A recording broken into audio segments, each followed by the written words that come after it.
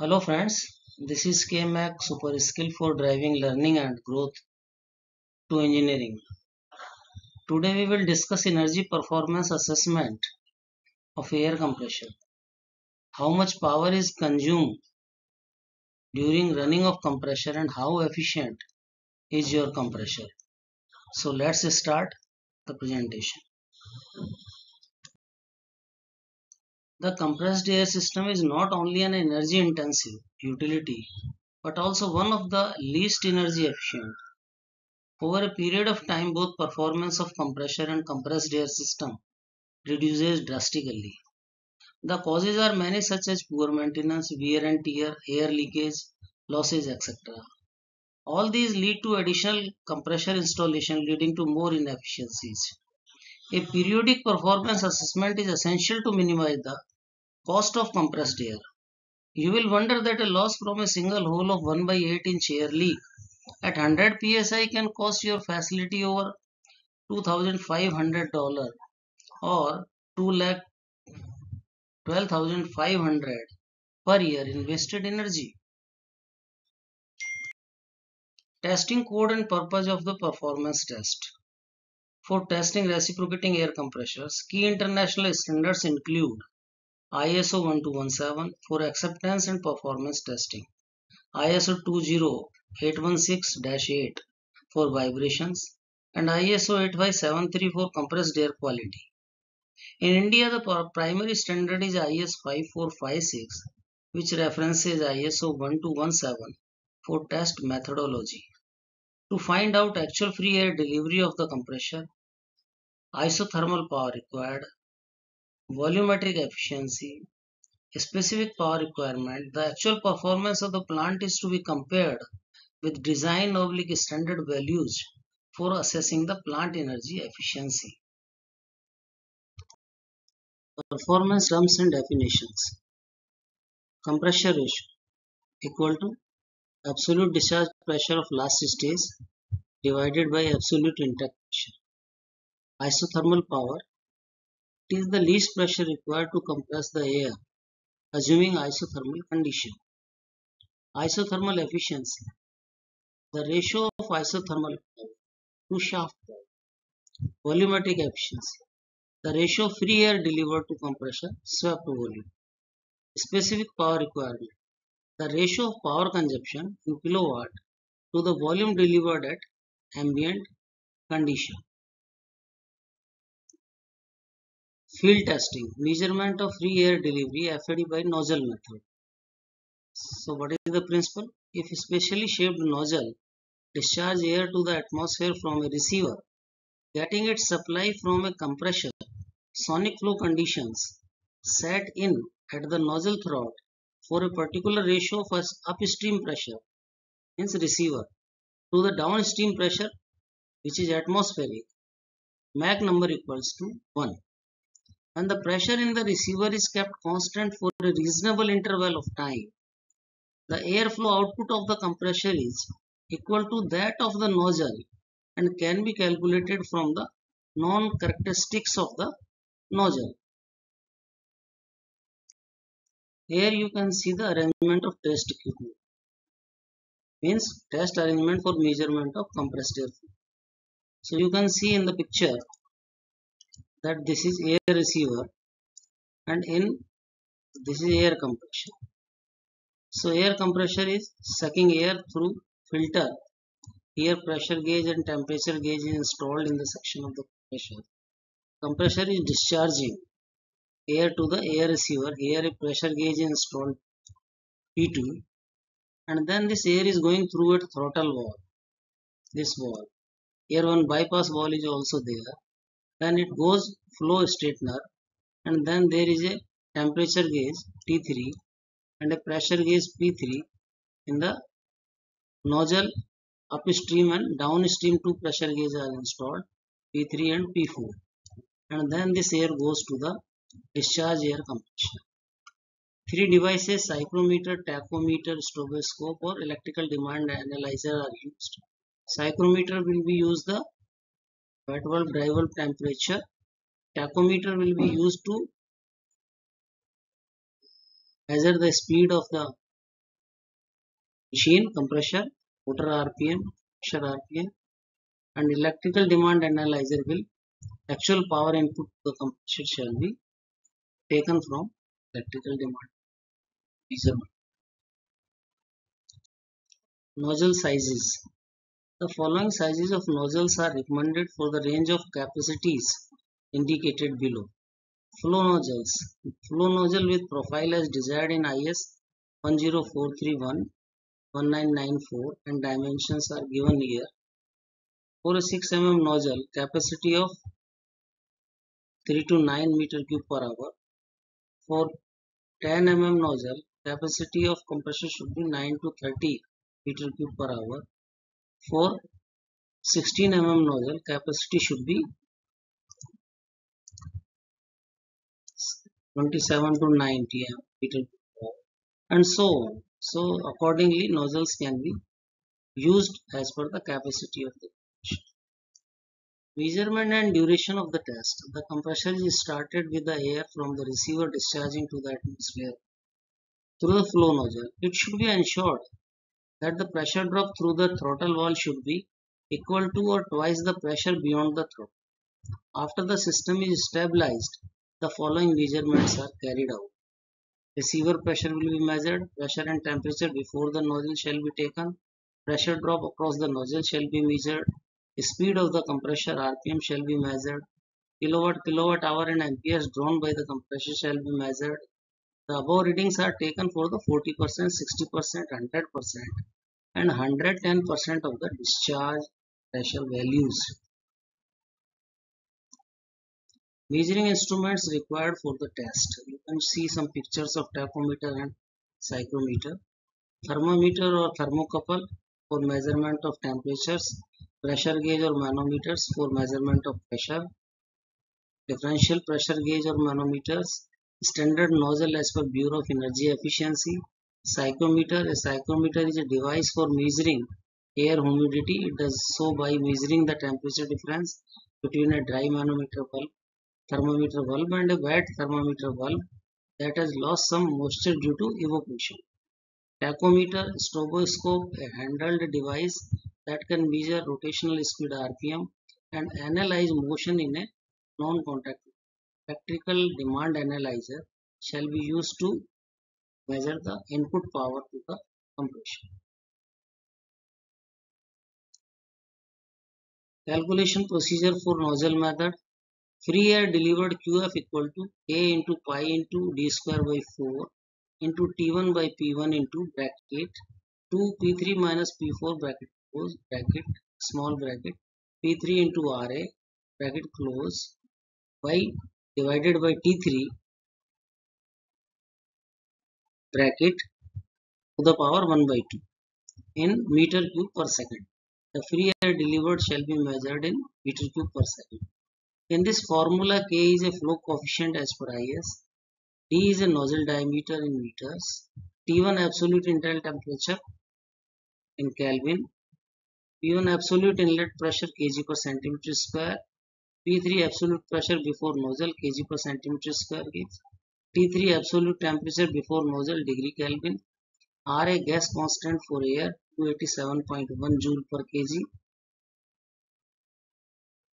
Kelvin, and P3 minus P4 differential pressure is the nozzle kg per centimeter square gauge. So we can use this formula for calculating the free air delivery in meter cube per second. Isothermal efficiency calculation. Isothermal efficiency equal to isothermal power divided by intact. Isothermal power kilowatt P1 into QF into log of R to the base E divided by 36.7.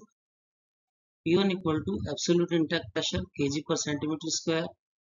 QF is a free air delivered meter cube per hour. R is a pressure ratio P2 by P. Specific power consumption at rated discharge pressure equal to power consumption in kilowatt divided by free air delivered meter cube per hour. Step 1. Volumetric efficiency equal to free air delivered meter cube per minute into 100 divided by compressor displacement meter cube per minute. Compressor displacement can be calculated by pi by 4 into d square into L into S into lambda into N, where d is a cylinder bore in meter, L is a cylinder stroke in meter, S is a compressor speed in RPM, lambda is a 1 for single acting compressor and 2 for double acting cylinders, N is for number of cylinders. Calculation of isothermal efficiency for a reciprocating air compressor. Step 1. Calculate volumetric flow rate. K is a flow coefficient assumed as 1. D is equal nozzle diameter 0.08 meter. P2 receiver pressure 3.5 kg per centimeter square absolute. P1 inlet pressure 1.04 kg per centimeter square absolute. T1 inlet air temperature 30 degree centigrade or 303 degree Kelvin. P3 pressure before nozzle 1.08 kg per centimeter square. T3 temperature before the nozzle 40 degree centigrade or 313 degree Kelvin. P3 minus P4 equal to pressure drop across the nozzle, that is 0.036 kg per centimeter square. R a gas constant 287 joule per kg per degree Kelvin. So free air delivered can be calculated K into pi by 4 into D square into T1 divided by P1 bracket 2 P3 minus P4 then bracket P3 into RA divided by T3 bracket close to the power 1 by 2. So after putting values in the formula, 1 into pi by 4 into 0.08 square into 303 divided by 1.04 bracket 2 into 0.036 into 1.08 into 287 divided by 313 bracket to the power 1 by 2. So after solving this equation, we will get result 0.391 meter cube per second equal to 1407.6 meter cube per hour. So this flow will be converted in meter cube per hour. In step 2, we will calculate isothermal power in kilowatt equal to P1 into QF into log of R to the base E divided by 36.7. P1 absolute intact pressure equal to 1.04 kg per centimeter square absolute. QF free air delivered 1407.6 meter per hour that we calculated earlier. Compression ratio 3.51 divided by 1.04 means 3.36. Isothermal power equal 1.04 into 1407.6 into log of 3.36 to the base E divided by 36.7. So we get the isothermal power 48.34 kilowatt. Now calculate isothermal efficiency. Motor input power equal to 100 kilowatt. Motor and drive efficiency equal to 86%. Compressor input power equal to 86 kilowatt. So isothermal efficiency equal to isothermal power into 100 divided by compressor input power. So by putting the values in the formula 48.34 into 100 divided by 86, so we can achieve isothermal efficiency, that is 56%. Assessment of specific power requirement. So specific power consumption can be calculated by actual power consumed by the compressor divided by the measured free air delivery. In the above example, the measured flow what we calculated is 1407.6 meter cube per hour and actual power consumption is 100 kilowatt.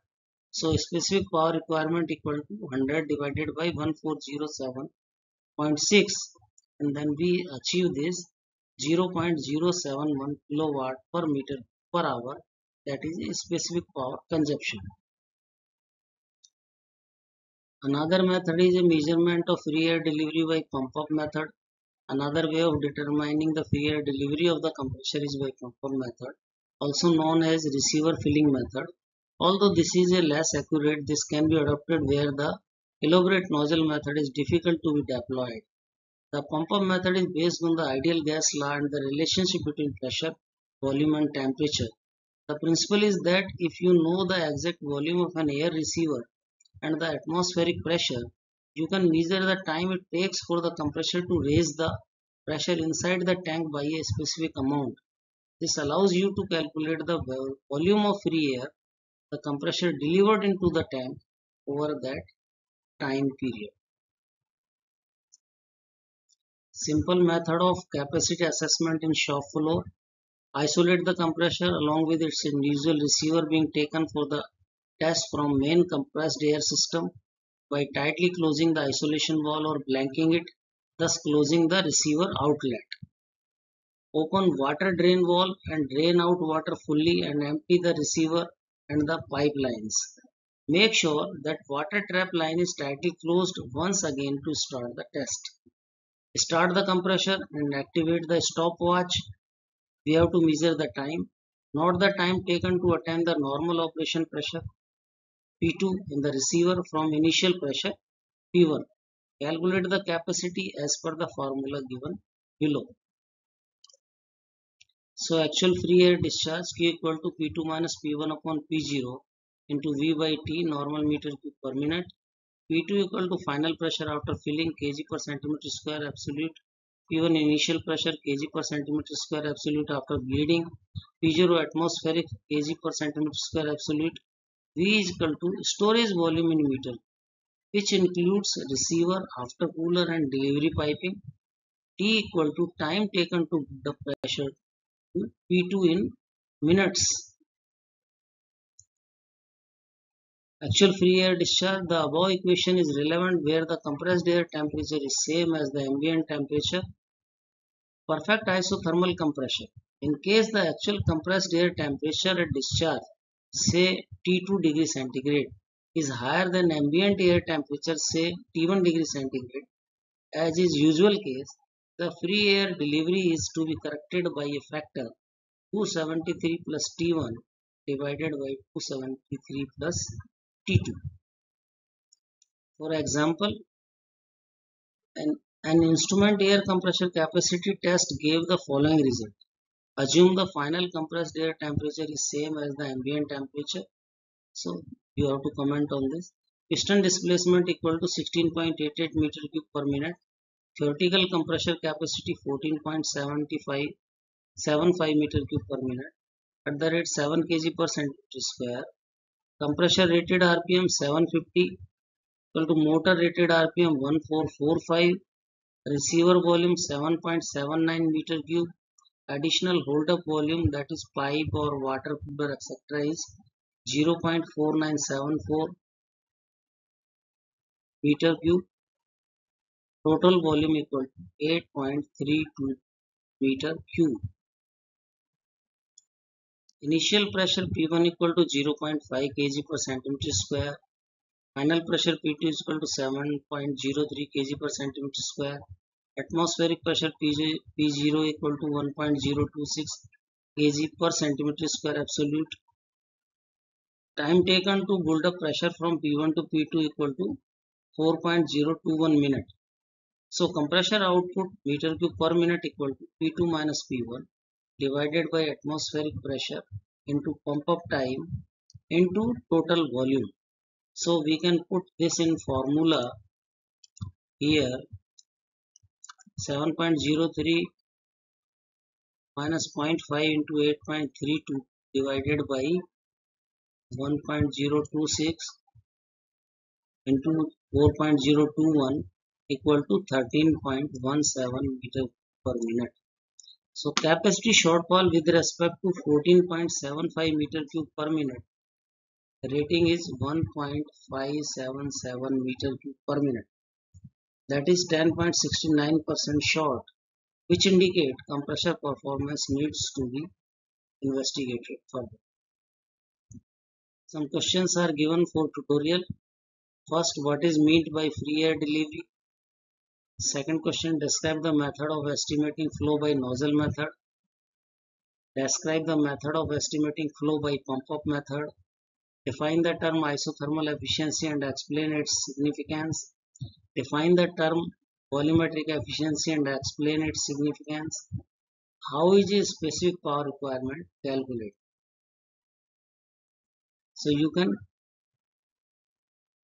do homework and answer these questions. If you like this video, don't forget to share with your friends and colleagues. Subscribe our channel for coming videos. Please leave your feedback, valuable comments to improve videos.